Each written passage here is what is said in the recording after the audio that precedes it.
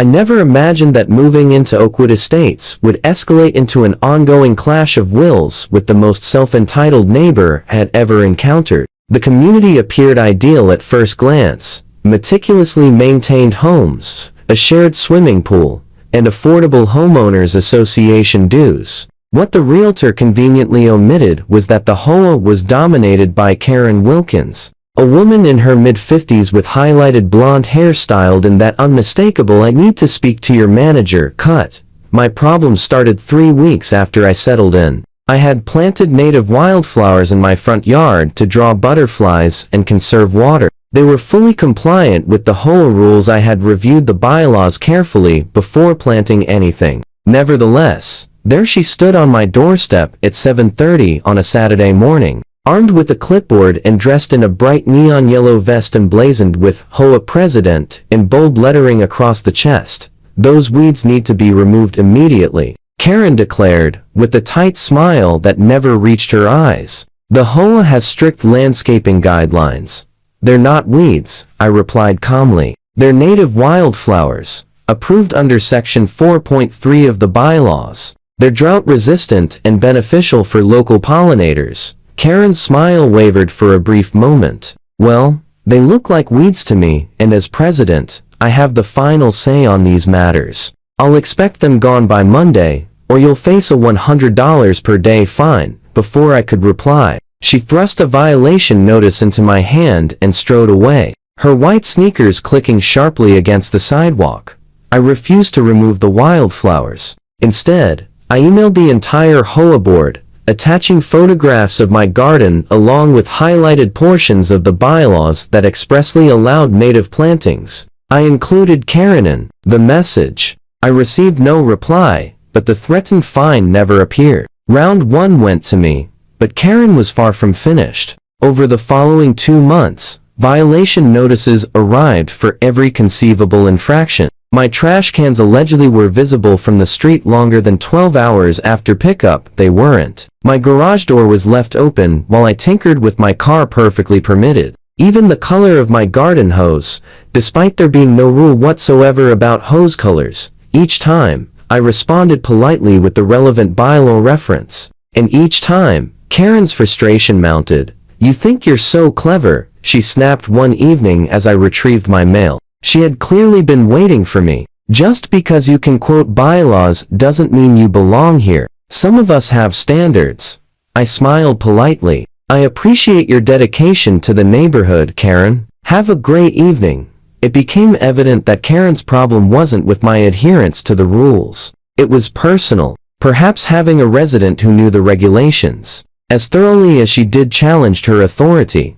Working remotely as a software developer meant frequent deliveries of packages and important documents to my home. I began noticing that some expected mail never arrived, though I initially attributed it to typical postal delays. It wasn't until my neighbor Jeff brought it up that alarm bells rang. "I thought it was weird," he said, leaning over our shared fence. She had one of those mail forwarding forms in her hand and was glancing around like she didn't want to be seen. The next day, I contacted the local post office and learned that a mail forwarding request had indeed been filed in my name, redirecting everything to an unfamiliar address. The clerk provided the address, and a quick online property record search confirmed my worst suspicion. It belonged to Karen. "This is a federal offense," the postal worker stated gravely. "Mail fraud and mail theft are serious crimes. Would you like to file a formal complaint?" I reflected on all the harassment I had endured from Karen over the past few months.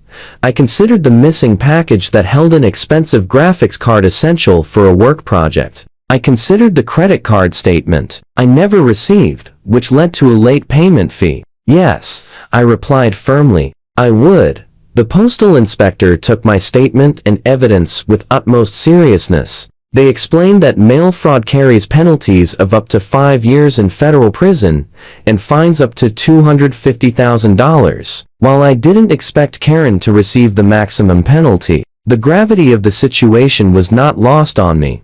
2 days later, I was working from home when I heard a commotion outside. Peering through my window, I watched 2 postal inspectors and a local police officer approach Karen's front door. I couldn't hear their conversation, but I could see Karen's face shift from confusion to indignation to genuine fear as they spoke. She gestured wildly, pointed toward my house, and eventually retreated inside with the officials. Later that evening, the HOA vice president, a reasonable man named Michael, called an emergency board meeting that all residents were encouraged to attend. I sat quietly in the back of the community center as Michael explained the situation in diplomatic terms. It has come to the board's attention that our president has been involved in activities that do not reflect the values of our community, Michael said, clearly choosing his words with care. Karen Wilkins has been temporarily removed from her position pending an investigation into alleged mail tampering, which, as many of you know,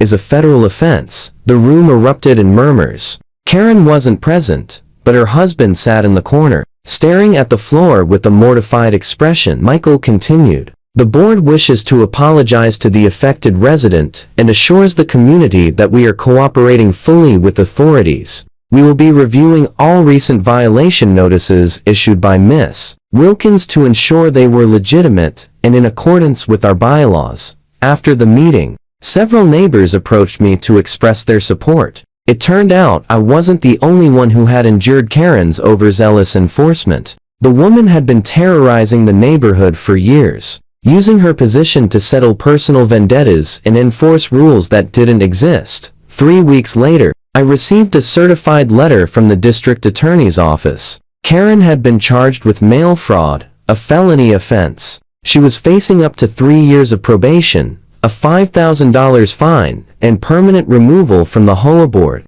The letter also informed me that a significant amount of my mail had been recovered from her home, including the missing graphics card and several personal letters. The day after the charges became public, I encountered Karen in the local grocery store. The once proud HOA president now appeared diminished, her shoulders hunched and her expression haunted. When she spotted me, she froze in the middle of the cereal aisle. "You've ruined my life," she hissed, with quiet venom. "I've been let go from my job at the real estate office. Do you know what a criminal record does to a real estate license?" I placed a box of cereal in my cart before responding. "I didn't ruin your life, Karen. You committed a federal crime. There are consequences for that, just like there are consequences for having wildflowers in your yard. Except one of those is actually against the law."